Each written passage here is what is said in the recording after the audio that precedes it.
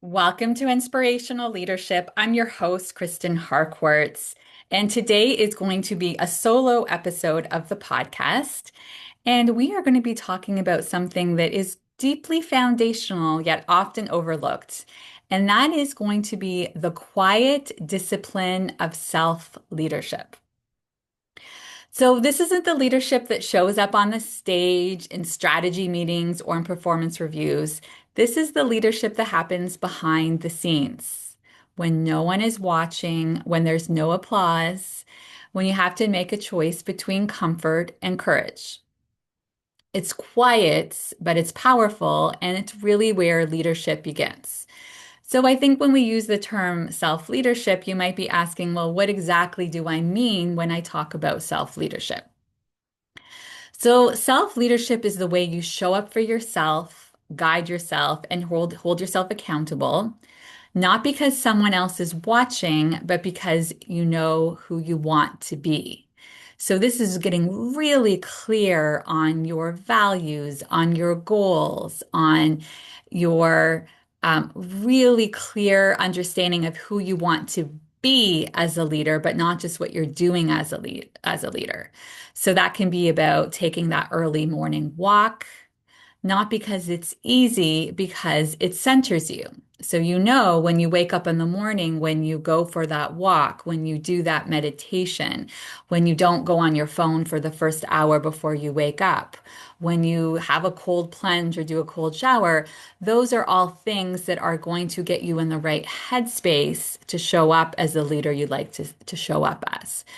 It's also about deciding not to send the reactive email and instead taking a breath, getting centered, and choosing a response that reflects your values. It's choosing growth over ego, rest over burnouts, honesty over convenience. And I say a lot when we're talking about the honesty piece, many of the clients I work with, integrity is a very strong value for them. And this is around that self-integrity, right? Sometimes we see that self-betrayal where you're engaging in actions that are really betraying yourself and how you want to show up for those around you. So here's the thing, self-leadership shapes every other kind of leadership. You can't lead others clearly if you're foggy with yourself, if you're not clear about who you are, if you're not clear about your priorities, the commitments you're making around how you're going to show up every day and what you need to do in order to show up as the best version of yourself. So, why is self leadership so difficult? Well, the interesting thing about self leadership is there's not a scoreboard. You're not getting the gold stars. No one is clapping for you. This isn't where you're going to get someone talking about, yay, look at you investing in your inner work. It's invisible. And so, in a world that celebrates external outcomes like promotions and awards and KPIs, it's really easy to neglect the internal. It's interesting because I say it's invisible, but it really isn't. It's invisible to others aren't knowing what you're doing, but they start to feel how you're showing up differently. Your energy is different. They can't necessarily name what's happening, but they just feel a different energy coming from you, but they don't necessarily know what you're doing behind the scenes. So the truth is, the quiet moments when you choose to lead yourself well, those are the moments that build the integrity and trust others will later feel in you. However, the reverse is also true. So if you're not tending to your inner leadership, over time, it will show up in your outer leadership. They are so connected. What you're doing in your day to day in this self leadership always impacts how you show up in all of your relationships, in your conversations, and how you're showing up in meetings, how you're showing up on a stage, how you're showing up in your negotiations. All of that comes back to what you're doing consistently outside of all of those interactions when it comes to self leadership. So if we really want to think about this, it's making a tough decision, a tough internal decision, sticking to those values, and then building discipline around what those look like for you, even though somebody else is not looking. So, like, let's talk a little bit about this in terms of I'm happy to share a couple of my experiences and then share what I see when I'm working with clients when it comes to self-leadership and action. So, an example for me, some of you who have been listening to the podcast for a while know that I stopped drinking alcohol. I became alcohol free back in March 2021. So, it's been over 4 years since I have had any alcohol. And I have a whole episode that talks through why I stopped drinking alcohol. So, I'm not going to get into all of the details here in this podcast episode. I'll include that one actually in the show notes if you want to go back to why I stopped drinking alcohol.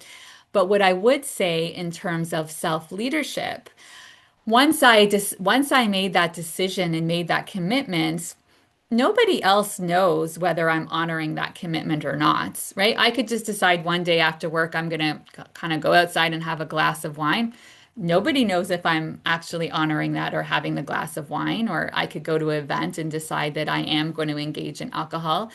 And so for me, that is really about that internal self integrity because I know the decision I've made. I know that the commitment I'm making that in order for me to show up as the best version of me, the best version of myself, to really honor all of my leadership, and really be connected mind, body, and soul, I realized that drinking alcohol no longer felt aligned for me. And again, this is not about a judgment or telling anybody else what they should do in their lives. That's the beauty of self leadership. We all know what we need and how we want to take care of ourselves and the commitments that we need to make in order to show up as the best version of ourselves. And so, by me really doing that on a daily basis, it has had so many beautiful gifts that have come along with it. Of course, I show up much more clear, much more focused, much more energized, very connected to myself. I feel like I'm really being my most authentic self. Of course, it impacts my sleep. All of these different things are making me much more available to show up the best as the best version of myself. So that's something where I'm really engaging in that self leadership. But nobody, of course, if I'm in a social setting where I'm around others, they would know. But there's many times that I could be engaging and having different forms of alcohol. Nobody would know I'm doing that, but I would know that I'm not honoring that self leadership for how I want to be in the world. And so some of the ways that I've seen this play out with clients is when they start to really decide that they're going to prioritize rest and having healthy boundaries with work.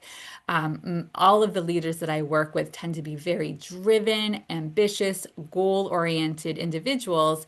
And what has gotten them there is from them working super, super hard and being committed to work. And yet, at some point, that can start to become a detriment, right? So that they are working too many hours, not prioritizing rest. And your body is not the same in your 40s and 50s and 60s as it is when you're in your 20s and your 30s. And at some point, you don't have the same ability to engage in no rest and get to still show up as the best version of yourself. So I've had lots of leaders who have really committed to having healthy boundaries with work, and that might look like making sure they're shutting down their computer by 6 p.m. and then not going back on their computer after they leave the office, that they're off it for the rest of the day. That might mean staying off their phone in the evenings and not having notifications on and constantly checking in and being available for work. Interesting enough, that might not even be work related. It could also be that they're saying, I'm not going to be scrolling on social media in the evenings because that's not something that is recharging me. That's not something that's really feeling rejuvenating or helping to recalibrate or feel really good.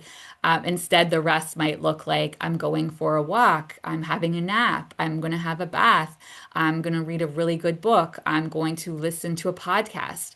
The books might not be nonfiction where they're constantly doing more learning and developing. They might be just reading a book that is fiction that is just entertainment for entertainment's sake. Might be watching or listening, watching a really good quality television show or a movie. So just doing things that feel very aligned to be able to take care of themselves. It might look like them having a really consistent exercise routine. So it being a non-negotiable that they will make sure no matter what, that they will work out 3 to 4 times a week, sometimes as many as 5 times a week. I have a lot of clients who do lots of travel. And so it's not being able to have an all or nothing. So it's not that I'm traveling for 3 weeks, so there's no exercise happening during the travel. They will go with different forms of exercise. Maybe they're not going to the gym while they're traveling, but they'll ensure that they're doing a HIIT workout. They can, the beauty of being having access to internet now, I'm sorry, access to things like YouTube is you can be watching a 15 to 20 minute HIIT workout that you can be doing with your own body weight. You don't need to be in a gym. You don't have to do weights. So there's no reason why you can't be working out even when you're traveling. And it doesn't have to be a lot, 15 to 20 minutes. You could be going for a walk in this new area and exploring and getting up early in the morning and walking for 30 minutes, getting your steps in. Those are lots of different ways that you can still honor your commitments around self-leadership, even though your schedule might be busy. Honoring time for fun. So making time that you're spending time, making sure that you're spending time doing the things that bring you joy. For me, that would be going to Broadway shows or going to concerts or having quality time with friends and 3 hour dinners. But that's going to look different for all of us. So what are the things that you're doing to make sure that you're honoring those commitments, that self leadership? Sometimes that's also just honoring taking care of yourself when it comes to going to all your appointments, honoring your annual checkup, whether that's with your doctor, with your dentist. I can't tell you how many leaders that I work with. They would always honor those appointments for their kids, like no questions asked. Anytime an appointment was on their calendar for their child, always honored it. But when it came for those same appointments for themselves, very quick to cancel them and reschedule over and over and over again. And now their annual physical is instead of happening on an annual basis, it's happening 2 years, 3 years later. And if there's anything I've seen with talking to so many leaders in the last little while, the mantra that I keep hearing them say is, my health is my wealth. Your health is your wealth. And so self leadership is taking really, really good care of that body, of that vessel that allows you to show up every day and do all of the important things that you want to do.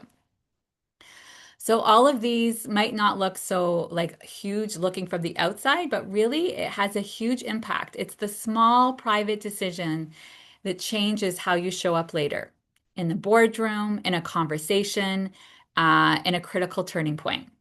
Because when you lead yourself well, consistently and quietly, you become a more trustworthy, grounded, and impactful leader for others. So, what are some of the practical ways that you can put this in and make this an ongoing commitment? How do we practice this quiet discipline? Well, here are three small but powerful practices you can start using today. One is create a daily check in. Ask yourself, what kind of leader do I want to be today? What do I need to pay attention to? Where am I leading from? Is it from ego, fear, values, or purpose? Those all feel very different for you, and they feel very different for the people around you. Number two, make one hard, right decision a day. So look for one place where the easier path isn't necessarily the aligned one and choose alignment. It could be saying no, or having a hard conversation, or setting a boundary. Number three, track invisible wins. Keep a small journal or a notepad or even in your phone where you can capture notes. And those times of moments of inner leadership when no one else is seeing you, but you need to acknowledge it because you know you honored something that is important to you. And this is where you're building that inner trust. So, how can you make sure that you're tracking and paying attention to that? And what's beautiful, I've had clients who do that, especially in our coaching as well. They're writing notes and insights and sharing all of those wins and also how they learn through the struggles. It's such a beautiful thing to look back 3 months, 6 months, a year, and look at all the ways that you have grown and developed and really taken your self leadership seriously. That really, really, really builds that self-trust in you. And also you witness the beautiful side effects. You witness how that is really impacting your ability to be the best version of yourself at work every day as well. So quiet discipline, the quiet discipline of self-leadership, it won't win you awards, but it will earn you something more powerful. And that's about trust in yourself and trust from others. Because when leaders lead themselves well, it changes how they lead everything and everyone else. So today, I want to leave you with one simple question. What's one small act of self-leadership you can choose today, even if no one sees it but you? If this episode resonated with you, I'd love to hear from you. Feel free to connect with me on LinkedIn or Instagram, or share this with someone else who's on their leadership journey. If you're curious about how we can work together, you can learn more at kristinharcourt.com. Wherever you are in the world, good morning, good afternoon, or good evening. Keep leading with heart. Stay human. And take a moment today to reflect on the kind of leader you want to be. Sending tons of love. Bye bye.